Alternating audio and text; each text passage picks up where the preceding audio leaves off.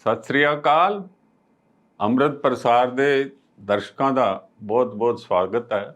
ਅਸੀਂ ਚਰਚਾ ਕਰਾਂਗੇ ਰਾਜ ਸਭਾ ਦੇ ਸਸਪੈਂਡਡ ਮੈਂਬਰ ਰਾਘਵ ਚੱਡਾ, ਯਾਨੀ ਆਮ ਆਦਮੀ ਪਾਰਟੀ ਦੇ 6 ਰਾਜ ਸਭਾ ਮੈਂਬਰ ਹਨ ਪੰਜਾਬ ਤੋਂ, ਉਹਨਾਂ ਚੋਂ ਇੱਕ ਨੂੰ ਸਸਪੈਂਡ ਕਰਤਾ ਗਿਆ।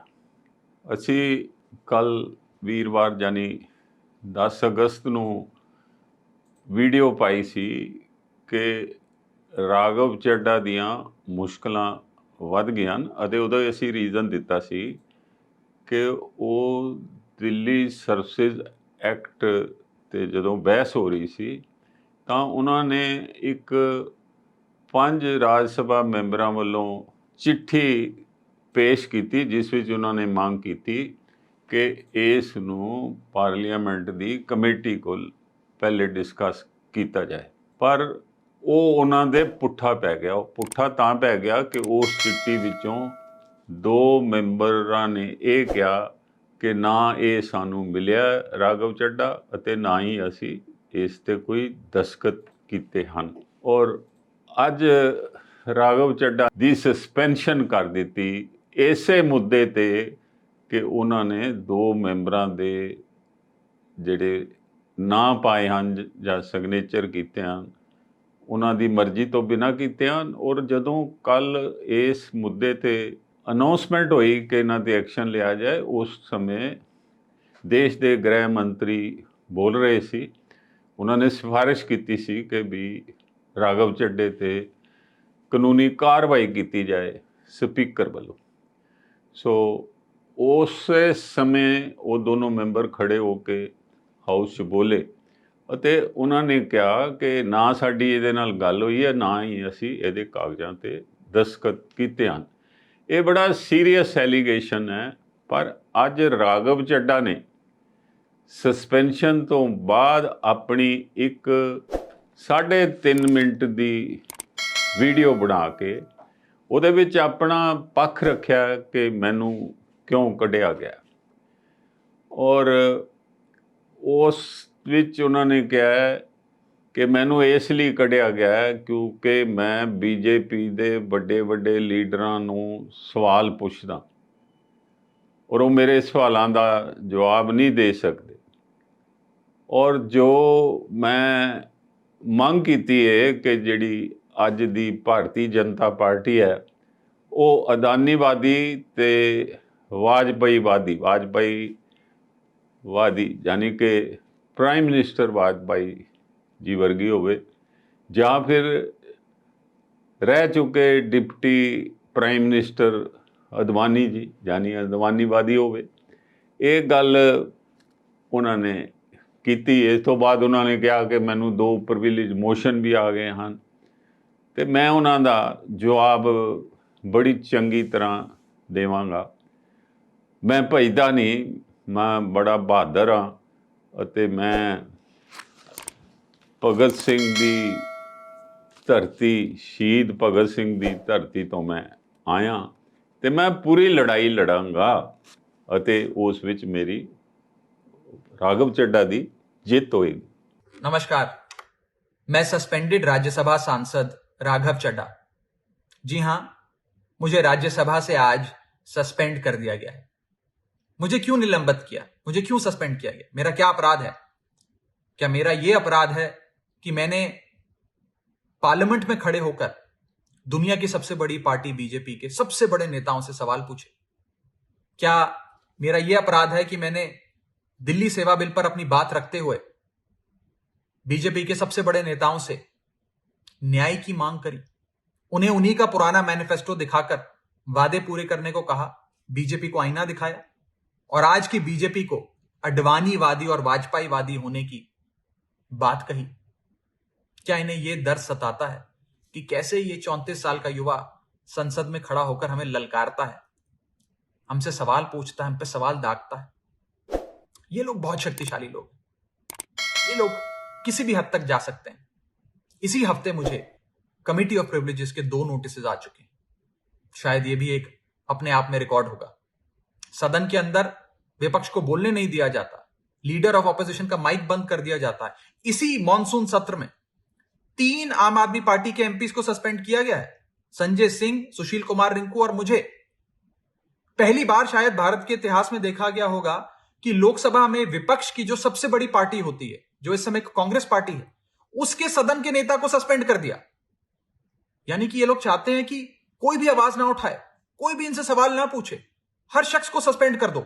इस तो बाद राघव चड्डा ने ਇਹ ਕਿਹਾ ਕਿ ਜੇ ਇਹ ਪ੍ਰਿਵਿਲੇਜ ਮੋਸ਼ਨ ਜਾਂ ਨੋਟਿਸ ਜਿਹੜੇ ਆਉਂਦੇ ਹਨ, ਇਹ ਕੋਈ ਨਵੀਂ ਗੱਲ ਨਹੀਂ ਕਿ ਮੈਨੂੰ ਆਏ ਹਨ। ਇਹ ਉਸ ਸਮੇਂ ਦੀ ਪ੍ਰਧਾਨ ਮੰਤਰੀ ਇੰਦਰਾ ਗਾਂਧੀ ਜੀ, ਡਾਕਟਰ ਮਨਮੋਹਨ ਸਿੰਘ ਜੀ ਅਤੇ ਹੋਰ ਕਈ ਸੀਨੀਅਰ ਲੀਡਰਾਂ ਦੇ ਉਹਨਾਂ ਨੇ ਨਾਂ ਲਏ ਜਿਨ੍ਹਾਂ ਨੂੰ ਕਿ ਪ੍ਰਿਵਿਲੇਜ ਮੋਸ਼ਨ ਆਉਂਦੇ ਰਹੇ ਹਨ।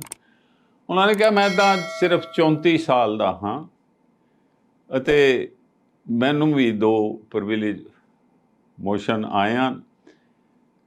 ਉਹਨਾਂ ਨੇ ਕਿਹਾ ਕਿ ਇਹ ਜੋ ਬੀਜੇਪੀ ਦਾ ਕੰਮ ਕਰਨ ਦਾ ਤਰੀਕਾ ਹੈ ਪਾਰਲੀਮੈਂਟ ਜਾਂ ਰਾਜ ਸਭਾ ਵਿੱਚ, ਜਿਹੜਾ ਉੱਥੇ ਇਹਨਾਂ ਦੇ ਵਿਰੁੱਧ ਬੋਲਦਾ ਹੈ ਉਹਨਾਂ ਨੂੰ ਸਸਪੈਂਡ ਕਰ ਦੇਣਗੇ ਜਾਂ ਹਾਊਸ 'ਚੋਂ ਹੀ ਕੱਢ ਦੇਣਗੇ ਜਾਂ ਉਸ ਦੀ ਸਦੱਸਿਆ ਹੀ ਖਾਰਜ ਕਰ ਦੇਣਗੇ। ਜੀਵਨ ਕਿ ਰਾਹੁਲ ਗਾਂਧੀ ਦਾ ਪਾਰਲੀਮੈਂਟ 'ਚੋਂ ਮੈਂਬਰਸ਼ਿਪ ਹੀ ਕਾਰਜ ਕਰਤੀ। ਉਹਨਾਂ ਨੇ ਕਿਹਾ ਉਹ ਬਹੁਤ ਵੱਡੇ ਲੀਡਰ ਹਨ। ਫਿਰ ਉਹਨਾਂ ਨੇ ਕਿਹਾ ਕਿ ਜੋ ਲੀਡਰ ਆਫ ਕਾਂਗਰਸ ਹਨ, ਕੱਲ੍ਹ ਉਹਨਾਂ ਨੂੰ ਵੀ ਹਾਊਸ 'ਚੋਂ ਜਿਹੜਾ ਸਸਪੈਂਡ ਕਰ ਦਿੱਤਾ ਗਿਆ। ਸੋ ਇੱਦਾਂ ਦੀਆਂ ਗੱਲਾਂ ਕਾਫੀ ਕੀਤੀਆਂ ਉਹਨਾਂ ਨੇ ਅਤੇ ਉਹਨਾਂ ਨੇ ਕਿਹਾ ਹੈ ਕਿ ਇਹ ਜੋ ਕਾਰਵਾਈ ਕੀਤੀ ਜਾ ਰਹੀ ਹੈ, ਇਹ ਜਿਹੜਾ ਵੀ ਬੀਜੇਪੀ ਦੇ ਵਿਰੁੱਧ ਬੋਲਦਾ ਹੈ ਜਾਂ ਪ੍ਰਧਾਨ ਮੰਤਰੀ ਨਰਿੰਦਰ ਮੋਦੀ जी ਦੇ ਵਿਰੁੱਧ ਬੋਲਦਾ ਹੈ, उस पर एक्शन लिया जाता है। मैं शहीद आजम भगत सिंह की धरती से आता हूं, पूरी मजबूती से प्रिविलेज कमेटी के सामने अपना पक्ष रखूंगा, न्याय की मांग करूंगा। इस देश के कई बड़े नेताओं के खिलाफ प्रिविलेज कमेटी ने कार्रवाई करी, इंदिरा गांधी जी के खिलाफ करी, अटल बिहारी वाजपेयी साहब के खिलाफ करी, डॉक्टर मनमोहन सिंह के खिलाफ करी। मैं आपको बताना चाहता हूं कि बीजेपी के लोग जिस प्रकार से राहुल गांधी जी की सदस्यता ले सकते हैं, कल कोई आम आदमी पार्टी के किसी भी सांसद की सदस्यता भी रद्द कर सकते हैं। ये जो चाहे कर सकते हैं। और शायद मैं पहली बार ही ऐसा देख रहा हूंगा कि जो मनगढ़ंत आरोप बीजेपी लगा रही है और जिस अपराध के लिए मुझे दोषी कह रही है, वो तो अपराध कहीं रूल बुक में लिखा ही नहीं हुआ। मैं आपको साफ करना चाहूंगा कि बीजेपी के लोग ये कह रहे हैं कि मैंने कोई दस्तखत कर किसी सांसद के सदन में जमा करा दिए। मैं आपको सत्य बताना चाहूंगा। सत्य यह है कि किसी भी सांसद को एक समिति में नाम प्रस्तावित करने की छूट होती है। यानी कि मैं एक सिलेक्ट कमेटी के गठन के लिए कुछ सांसदों का, एमपीज का नाम सुझा सकता हूं, प्रस्तावित कर सकता हूं, प्रपोज कर सकता हूं। इसमें किसी सांसद की लिखित सहमति यानी कि रिटर्न कंसेंट या सिग्नेचर, हस्ताक्षर की, दस्तखत की जरूरत नहीं पड़ती। आपको बस प्रस्तावित नाम देने होते। और अगर किसी सांसद को आपत्ति है तो अपना नाम विड्रॉ कर सकता है। कहीं पर भी ना सिग्नेचर लिए जाते हैं, ना सिग्नेचर जमा किए जाते हैं, ना हमने सिग्नेचर जमा कराए। लेकिन फिर भी एक मौका इन लोगों को मिल गया है मुझ पर कीचड़ उछालने का और मेरी रेपुटेशन को तार तार करने का। एज अ पार्लियामेंटेरियन मुझ पर कीचड़ उछालकर मेरी रेपुटेशन को हार्म पहुंचाने का। मैं इन्हें कहना चाहता हूं कि मैं आपकी इन चुनौतियों से डरता नहीं हूं, अंत तक आपसे लड़ाई लड़ूंगा।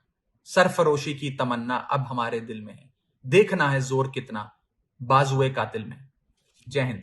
ਉਹਨਾਂ ਨੇ ਸਾਰੀ ਆਪਣੀ ਵੀਡੀਓ ਦੇ ਅੰਤ ਵਿੱਚ ਆ ਕੇ ਇਹ ਮੰਨਿਆ ਕਿ ਉਹਨਾਂ ਨੇ ਜੋ ਦਿੱਤੀ ਸੀ ਚਿੱਠੀ, ਉਹਦੇ ਵਿੱਚੋਂ 2 ਮੈਂਬਰ ਜਿਹੜੇ ਸੀਗੇ ਉਹ ਮੁੱਕਰ ਗਏ।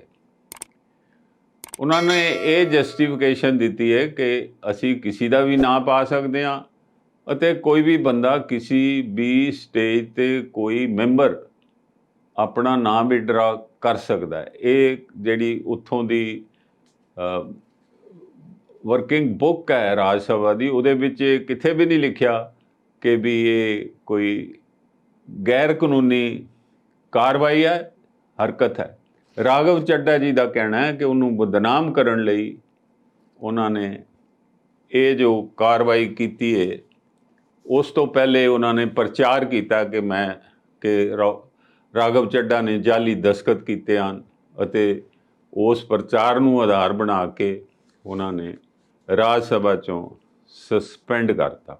ਰਾਘਵ ਚੱਡਾ ਨੇ ਕਿਹਾ ਕਿ ਉਹ ਆਮ ਆਦਮੀ ਪਾਰਟੀ ਦੇ ਤੀਸਰੇ ਸੰਸਦ ਸਦੱਸਿਆ ਹਨ ਜਿਨ੍ਹਾਂ ਨੂੰ ਕਿ ਸਸਪੈਂਡ ਕੀਤਾ ਗਿਆ। ਇਸ ਤੋਂ ਪਹਿਲੇ ਸੰਜੇ ਸਿੰਘ ਨੂੰ ਕੀਤਾ ਗਿਆ, ਉਸ ਤੋਂ ਪਹਿਲੇ ਸੁਸ਼ੀਲ ਕੁਮਾਰ ਨੂੰ ਕੀਤਾ ਗਿਆ। ਸੋ ਉਹਨਾਂ ਦੇ ਜੋ ਕੁੱਲ ਮਿਲਾ ਕੇ 8 ਮੈਂਬਰ ਰਾਜ ਸਭਾ ਤੇ ਪਾਰਲੀਮੈਂਟ ਵਿੱਚ ਹਨ, ਉਹਨਾਂ ਚੋਂ 3 ਨੂੰ ਸਸਪੈਂਡ ਕੀਤਾ ਹੋਇਆ ਹੈ ਕਿ ਉਹਨਾਂ ਨੇ ਜੋ ਸਦਨ ਦੀ ਕਾਰਵਾਈ ਸੀ ਉਹ ਰੋਕਣ ਦੀ ਕੋਸ਼ਿਸ਼ ਕੀਤੀ, ਜਾਂ ਰਾਘਵ ਚੱਡਾ ਜੀ ਤੇ ਜਿਵੇਂ ਕਿ ਇਹ ਦੋਸ਼ ਲਾਇਆ ਗਿਆ ਕਿ ਉਹਨਾਂ ਦੇ ਜਿਹੜਾ ਇਸ ਦਿੱਲੀ ਸਰਵਿਸਿਜ਼ ਬਿੱਲ ਨੂੰ ਪਾਰਲੀਮੈਂਟ ਦੀ ਕਮੇਟੀ ਕੋਲ ਭੇਜਣ ਦਾ ਜੋ ਉਹਨਾਂ ਨੇ ਆਪਣੀ ਰਿਪਰੈਜ਼ੈਂਟੇਸ਼ਨ ਦਿੱਤੀ ਸੀ, ਚਿੱਠੀ ਦਿੱਤੀ ਸੀ, ਹਾਊਸ 'ਚ ਰੱਖੀ ਸੀ, ਉਸ ਵਿੱਚ 2 ਮੈਂਬਰਾਂ ਦੇ ਨਾਂ ਜਾਂ ਜਾਲੀ ਸਨ ਜਾਂ ਉਹਨਾਂ ਦੇ ਦਸਤਖਤ ਜਾਲੀ ਸਨ। ਇਹ ਤਾਂ ਹੁਣ ਉਹਨਾਂ ਦੀ ਜਦੋਂ ਉਹ ਪੇਸ਼ ਹੋਣਗੇ ਕਮੇਟੀ ਅੱਗੇ ਆਪਣੇ ਹੱਕਾਂ ਲਈ ਲੜਨਗੇ, ਜਿਵੇਂ ਕਿ ਉਹ ਕਹਿ ਰਹੇ ਮੈਂ ਆਖਰੀ ਦਮ ਤੱਕ ਲੜਾਂਗਾ, ਤਾਂ ਉਸ ਤੋਂ ਬਾਅਦ ਹੀ ਪਤਾ ਲੱਗੇਗਾ ਕਿ ਕੌਣ ਠੀਕ ਹੈ ਤੇ ਕੌਣ ਗਲਤ ਹੈ। ਕਿਉਂਕਿ ਰਾਜ ਸਭਾ ਦੇ ਚੇਅਰਮੈਨ ਨੇ ਤਾਂ ਕਾਨੂੰਨੀ ਕਾਰਵਾਈ ਵੱਲ ਦਿਸ਼ਾ ਕਰ ਦਿੱਤੀ, ਪਹਿਲਾ ਕਾਰਜ ਰਚਾਇਆ ਕਿ ਉਹ ਰਾਘਵ ਚੱਡੇ ਨੂੰ ਸਸਪੈਂਡ ਕਰਤਾ। ਹੁਣ ਉਹਨਾਂ ਨੂੰ ਹਾਊਸ 'ਚੋਂ ਬਾਕੀ ਸਮੇਂ ਲਈ ਕੱਢਣਾ ਜਾਂ ਕੁਝ ਸਮੇਂ ਲਈ ਕੱਢਣਾ ਜਾਂ ਰਾਜ ਸਭਾ ਦੇ ਕੁਝ ਸੈਸ਼ਨਾਂ ਲਈ ਉਹਨਾਂ ਨੂੰ ਕੱਢਣਾ, ਇਹ ਤਾਂ ਹੁਣ ਜਿਹੜੀ ਕਮੇਟੀ ਬਣੇਗੀ ਜਿਸ ਕੋਲ ਉਹ ਪੇਸ਼ ਹੋਣਗੇ ਅਤੇ ਉਹਦੇ ਫੈਸਲੇ 'ਤੇ ਨਿਰਭਰ ਕਰੇਗਾ।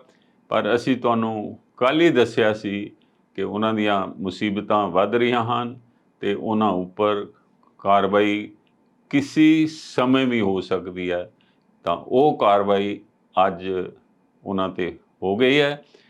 ਸੋ ਹੁਣ ਦੇਖਦੇ ਹਾਂ ਅੱਗੋਂ ਕੀ ਹੁੰਦਾ ਹੈ, ਇਹ ਕੀ ਰੁਖ ਲੈਂਦੀ ਹੈ ਇਹਨਾਂ ਦੀ ਲੜਾਈ।